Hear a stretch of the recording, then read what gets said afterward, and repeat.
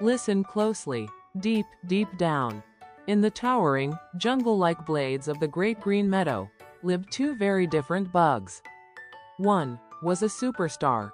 The other was a bodybuilder. Meet Greg. Greg was a grasshopper with a shiny, neon green jacket, and a pair of back legs that doubled as a rock and roll guitar. All summer long, Greg threw massive concerts. He would strum his legs, twang, twang, zippity twang, and shout to the cheering ladybugs. Why work when the sun is shining?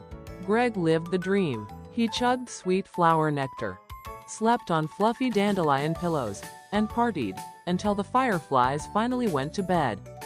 But then, there was Andy. Andy was an ant, but he wasn't just any ant. Andy was a microscopic machine. While Greg was up on a mushroom singing solos, Andy was on the ground, deadlifting pieces of potato chips, 50 times his own size. He wore a tiny, invisible sweatband, and marched back and forth, carrying seeds, crumbs, and giant chunks of hot dog buns into his heavily fortified, underground bunker. One blazing hot afternoon, Greg backflipped off a daisy and landed right in front of Andy. "Whoa there, little guy," Greg laughed, striking a dramatic rock star pose.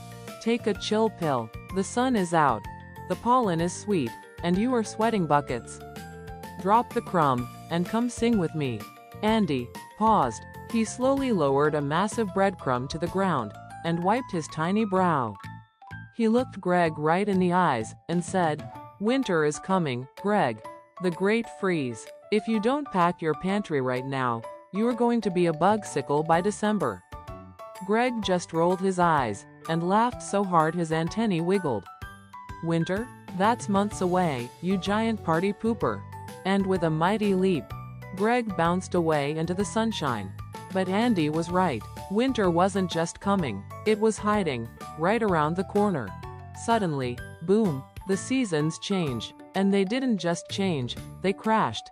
The warm, golden sun vanished behind thick, gray clouds. The green grass turned brown, and then, white.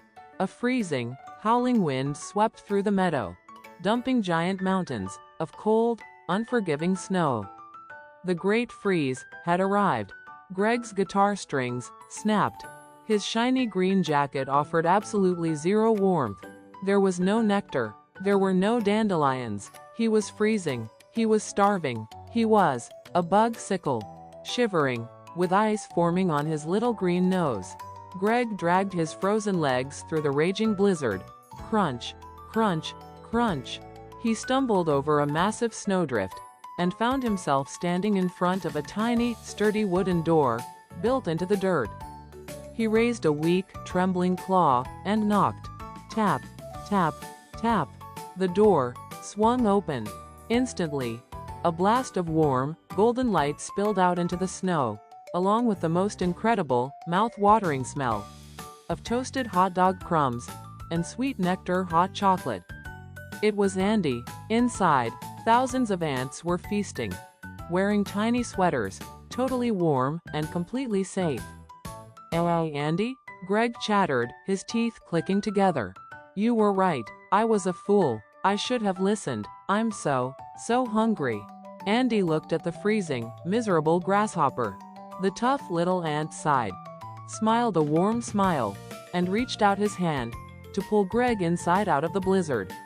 "All right, Greg," Andy said, "we will share our food. But tonight, you are the entertainment."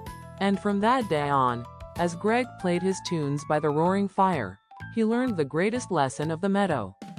It is wonderful to play hard, but you must always prepare for the winter.